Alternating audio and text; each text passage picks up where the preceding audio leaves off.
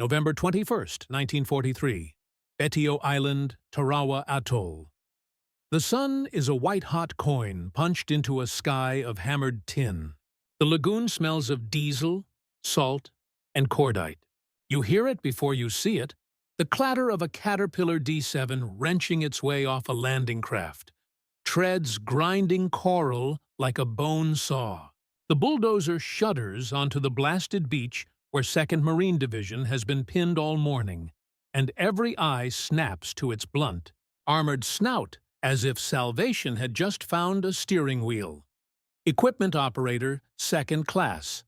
Frank Red Malloy, Seabees patch dark with sweat, peers through a slit cut into a slab of boilerplate riveted across the dozer's front. The plate throws a long black shadow over the radiator grill, where someone has chalked Betty. Welded steel doors, sandbag skirts, a stack of spare track shoe links bolted like scales around the sides. It looks less like a machine and more like a reptile stitched out of scrap. Red pats the throttle with a grease-stained thumb. The engine coughs, roars, and the whole beach seems to tremble. "Make a lane!" A Marine Staff Sergeant bellows, shouldering past with a flame team. "Get that dozer up to the seawall." The seawall, really a berm of coral rubble and splintered logs, lies 40 yards ahead, crawling with Marines and spitting tracer fire where the Japanese have drilled firing ports. Betio's bunkers are ugly miracles of engineering. Sand and coral overlaid on coconut logs, concrete poured into forms of palm trunks, roofs 2 meters thick in places, all crisscrossed by tunnels like veins in a fist. Machine guns, Type 92s and 96, scythe across the open sand, and every step toward them feels like presenting your chest to a meat grinder. Red jams the blade lever forward. The dozer blade lowers. He inches out, and the sand snaps with impacts, rifle fire striking sparks from the welded plate, machine gun rounds hammering the steel like hailstones. Marines hunker in the dozer's wake, using its wide rump for cover, pushing a M2 flamethrower cart through the churned sand. Someone shouts, "Bless you, Seabee!" Someone else throws a smoke grenade, and it flowers gray in the heat, a pitiful curtain against all that fire. From the slit, Red sees the first bunker, a low, coral-plastered shape with a rectangle of darkness where the gunner peeks. A thumbnail of orange flame licks out, and a Marine drops, arms sprawled, helmet rolling like a kicked pot. Red swallows. He can feel the engine's vibration in his teeth. Ahead, a trench slashes across the beach, half filled with water, reeking of rot and brine. If he bogs, that's it. Every man behind is a target. He feathers the clutch. The dozer climbs the lip, slips, catches, and lumbers on. On your left. Left. A Marine corporal whacks the steel with a knife handle, guiding him like a tug does a ship. Red can't see the corporal's face, only the gloved hands and the insistence in the blows.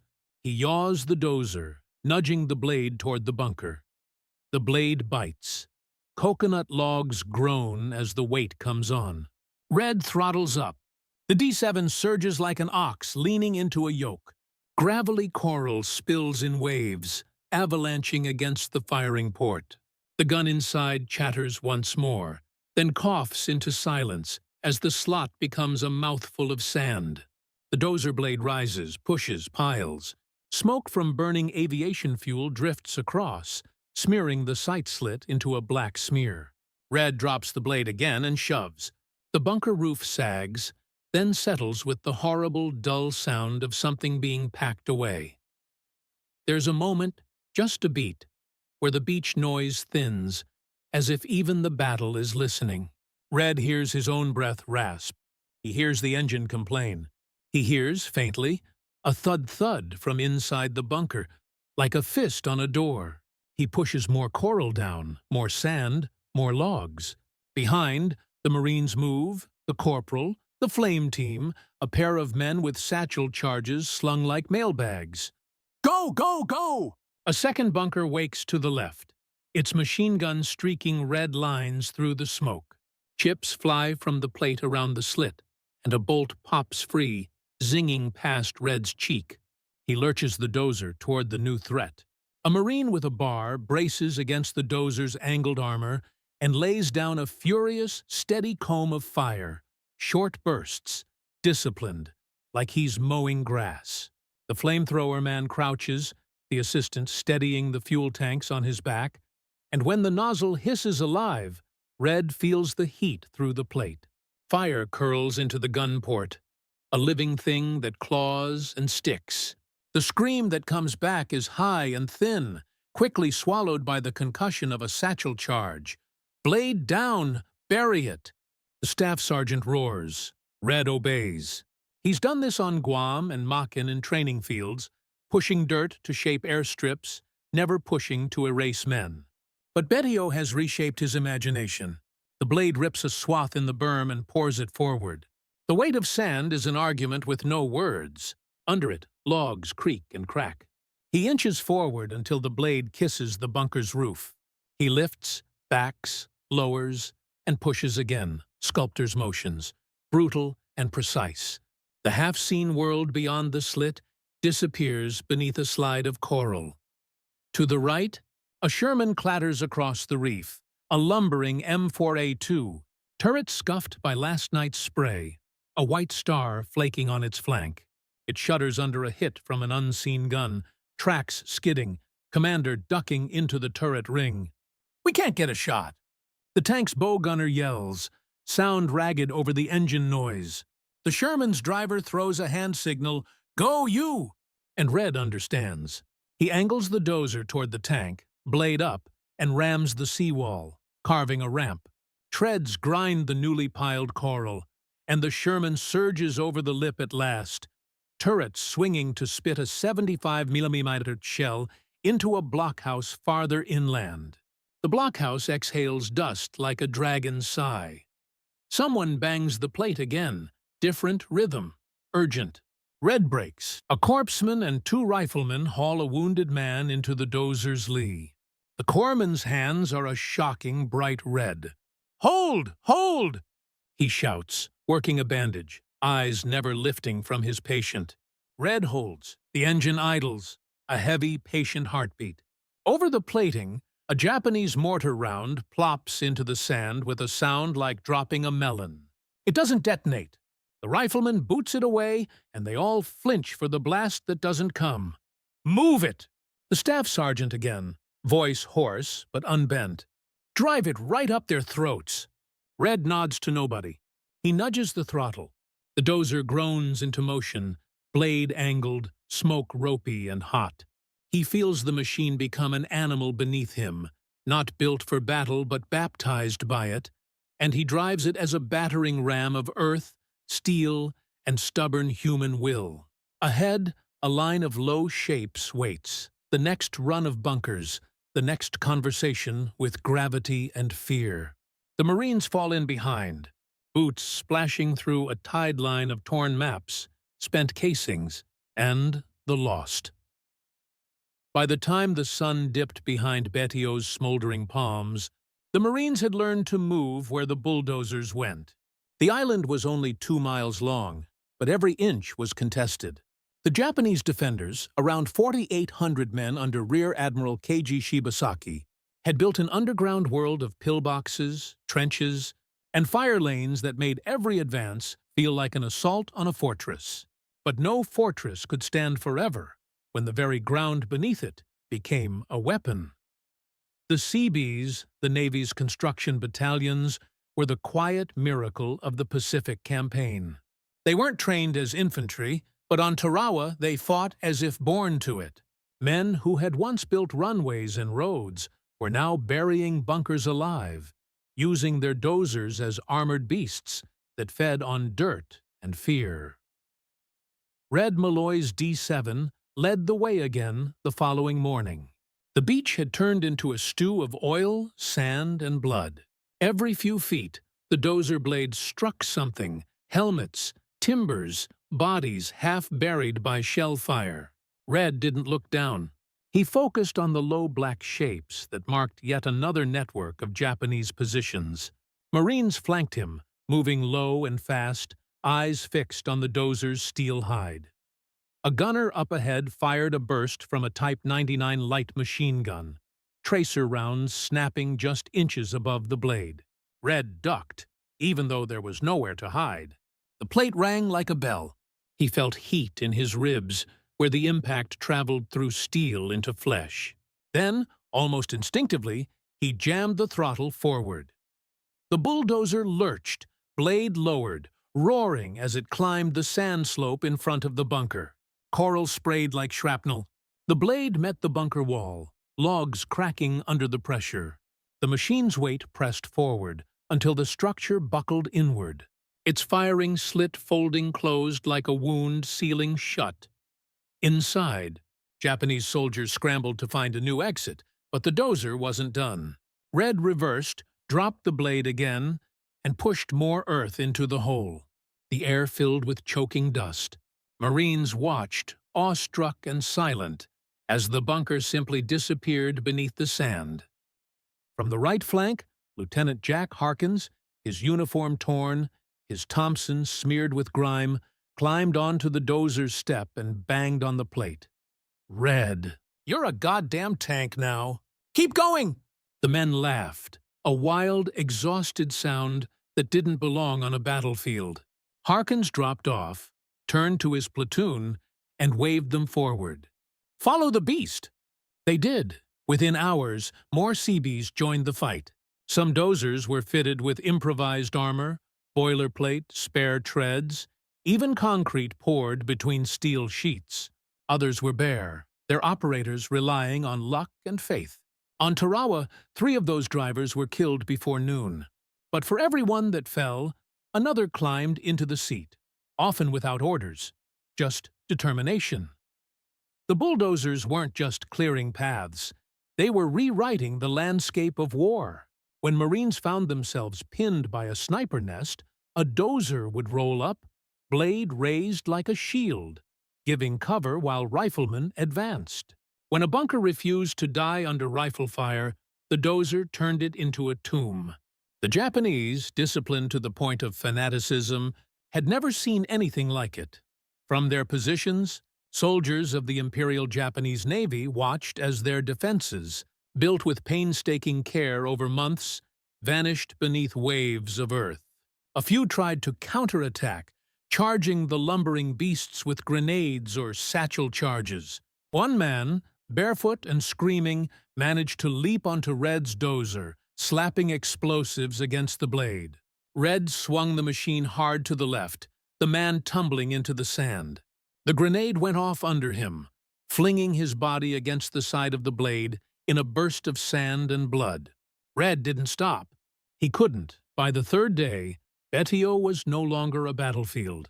It was a graveyard of machines and men, smothered under the handiwork of engineers turned warriors. Bulldozers crawled over the island like living mountains, sealing bunkers, clearing wreckage, and carving a road of victory across the coral plain. For the Japanese, it was incomprehensible, a weapon that didn't fire bullets or bombs, but simply erased the enemy from existence. Survivors later told of the horror of hearing treads approach, of feeling the earth shift as tons of coral and sand poured through their vents. "The earth itself attacked us," one survivor wrote, and in a way it had. By 1944, the lessons of Tarawa had burned themselves into Marine Corps doctrine. Bulldozers were no longer seen as rear-line equipment. They were front-line assets, as vital as flamethrowers or tanks. Every invasion that followed, Kwajalein, Saipan, Peleliu, Iwo Jima, Okinawa, would bring new variations of these improvised land juggernauts, machines that blurred the line between construction and combat. When the landings at Saipan began on June 15, 1944, the beaches were chaos. Amphibious tractors burned in the surf, and Japanese artillery pounded the shallows. Yet even in the middle of that firestorm, Seabees unloaded their dozers. The moment they hit sand, they went to work, not just building, but fighting. They carved tank ramps through seawalls under fire, cleared wrecked LVTs to make way for reinforcements, and even pushed through enemy machine gun nests when infantry couldn't advance. Lieutenant Commander Robert Stetham of the 121st Naval Construction Battalion wrote in his log that day, "Our bulldozers became our tanks. When a bunker couldn't be cracked by shell or flame, we buried it. When a trench was too deep to assault, we filled it. The ground itself became our weapon." The Japanese had fortified Saipan's coastline with a labyrinth of caves, gun emplacements, and camouflaged pillboxes.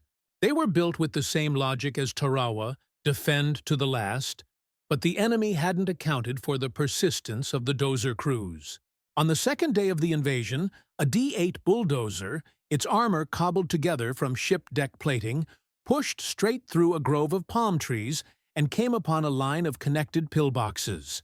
With Marines covering him, the operator lowered the blade and began plowing. Each bunker was buried in turn, the engine howling as if in pain. The men inside tried to fire back. Shots pinged off the blade, ricocheting into the sand, but the dozer didn't stop. It pressed until the structure caved, then reversed, dragging a mountain of debris atop the next. Marines watched in stunned silence as 3 bunkers vanished in a single minute. When it was over, the operator climbed out, face blackened, and simply muttered, "Next!" By the time U.S. forces reached Peleliu in September 1944, the Japanese had adapted. They withdrew their defenses underground, carving entire fortresses into coral ridges. The dozers now faced a new challenge. How do you bury what's already inside the earth? The answer came from innovation born of desperation. Seabees mounted flamethrowers on their machines, turning them into mobile infernos. Others worked alongside tanks, using their blades to clear paths for flamethrower Shermans to fire directly into cave mouths. When the heat and flame flushed the defenders out, the dozers closed in, pushing sand and rubble to seal the tunnels forever. Every time that engine roared, one Marine recalled, it was like we were hearing the war change shape. Then came Iwo Jima, February 1945. A black volcanic island crawling with hidden guns, tunnels, and a fanatical garrison of over 20,000 Japanese troops. Bulldozers became the unsung heroes of the battle. They carved roads through sulfur ash, built airstrips while fighting still raged, and entombed countless enemy positions that couldn't be taken by direct assault. On the third day, atop the blasted slope below Mount Suribachi, Seabee Chief Petty Officer Albert T. Bourne Buster Reardon climbed into his armored dozer, now nicknamed Hell's Shovel. His task? Bury a line of caves that had resisted everything: artillery, grenades, even napalm. Marines laid down suppressive fire as Reardon advanced. When his blade met the slope, the entire ridge seemed to groan. Ash poured into the cave mouths, burying them meter by meter. Grenades exploded under his treads, rattling the cab like thunder, but he stayed the course. Hours later, when the ridge finally fell silent, Reardon cut the engine. He looked out at what he'd done, dozens of enemy positions sealed beneath black volcanic soil. He knew men were still alive down there. The thought haunted him, but he also knew what would have happened had they broken out again. He whispered to himself, "Better this way." For the Japanese defenders, the bulldozers had become a nightmare, machines that didn't fight fair, that didn't duel or retreat, that simply erased. Many began to call them Oni, demons of the earth. For the Marines and Seabees, they were salvation. When shells ran low and exhaustion set in, the dozers kept moving, carving victory from volcanic dust. By Okinawa in April 1945, these machines had evolved into armored fortresses. Crews welded tank turrets onto bulldozers, creating bizarre hybrids that looked like science fiction brought to life. They rolled over mines, shrugged off small arms fire, and buried cave systems the size of cathedrals. What had started as a desperate improvisation on the beaches of Tarawa had become a doctrine of annihilation, a new way to wage war in the Pacific, where the land itself became both battlefield and weapon. The air was thick with rot, rain, and the slow, grinding rhythm of war coming to its end. Bulldozers, some armored, some stripped to bare steel, crawled across a shattered landscape of mud and bones. The battle had become a war of attrition so total that the earth itself seemed to bleed. Corporal Frank, Red Malloy, the same Seabee who had cut his teeth at Tarawa, was there again, older, leaner, quieter. His dozer, patched and repainted a dozen times, bore a name stenciled in fading white: Betty II. He no longer thought of it as a machine.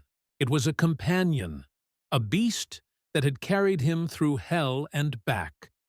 The Japanese had retreated into the Shuri line, an interlocked system of ridges, caves, and pillboxes buried into Okinawa's spine. Artillery fire from both sides had reduced the landscape into something unrecognizable. Craters filled with water, bamboo forests ground to splinters, hillsides crawling with smoke. In that chaos, the bulldozers once again became the decisive weapon. The mission was as brutal as it was simple. Seal every cave. Push until they stop screaming. A Marine captain told Red, handing him a map drawn in charcoal lines. Then push some more. Red didn't respond. He just climbed into Betty II, pulled the starter, and felt the familiar rumble beneath his boots. The Seabees advanced alongside Marine infantry and Sherman tanks. Mortar fire rained down, and machine guns crackled from the hills. But the bulldozers moved steadily forward, carving paths, clearing bodies, and burying enemy positions one after another. At times, they had to build their own cover, mounds of dirt to deflect shells, piles of debris turned into improvised walls. Inside one ridge, Japanese soldiers waited in interconnected caves, determined to hold until the last man. When the Marines' flamethrowers couldn't reach them, Red and two other Seabees were called in. They drove their machines side by side, blades down, engines roaring in unison. The ground quaked as tons of earth slid into the tunnel mouths. For a moment, there was gunfire, then muffled explosions, then silence. The Marines behind them didn't cheer. They just watched. The noise of the engines was the only sound that felt alive. After hours of this work, Red killed the engine and sat back, staring at the slope. Smoke curled from the sealed entrances. The smell of burnt earth mixed with the sweetness of decaying foliage. He reached into his pocket and pulled out a letter, creased, faded, written by his wife months earlier. He couldn't read it now. His hands were shaking too much. He folded it away and whispered to no one, "We're done digging graves." But they weren't, not yet. A few days later, a counterattack erupted from the north. Japanese troops, emaciated, desperate, half-starved, charged down from the ridge in a final suicidal rush. Marines opened fire. The bulldozers joined in, not with bullets, but with momentum. Red gunned Betty II forward, plowing through the mud, pushing trees, logs, and men aside. His blade caught a Japanese machine gun nest, flipping it into the air. The dozer surged through, its tracks slick with mud and rain. Unstoppable. It was war reduced to its most primal form, man and machine against the elements, against other men, against the very limits of endurance. By the time the battle ended, Okinawa was barely an island. It was a ruin, a scar carved into the Pacific. Bulldozers turned from weapons back into tools, clearing roads, building airstrips, raising hospitals on ground where men had died only days before. When the surrender came in August 1945, the Seabees received their orders to stand down. Many wept quietly as they loaded their machines back onto ships. Red Malloy stood beside Betty III one last time, resting his hand on the warm steel. The blade was bent, the armor pocked with shrapnel, the engine tired. He thought of every bunker he'd buried, every tremor in the ground that had followed, every silence that came after. Someone nearby said, "They called you earth movers." Red nodded. "Yeah," he said softly, "but it was the earth that moved us." As the ship pulled away, he watched the island recede, a dark, broken silhouette against the pale Pacific dawn. The bulldozers remained behind, rusting into the soil they had conquered, monuments to a kind of warfare no one had planned for, but none could forget. The Pacific fell silent, but beneath its soil, the ghosts of those battles, the buried bunkers, the sealed tunnels, the entombed garrisons, remained silent, waiting. And in that silence, the legend of the dozer tanks lived on. Machines that turned dirt into destiny, wielded not by warriors of steel, but by builders who had learned how to make the earth itself fight back.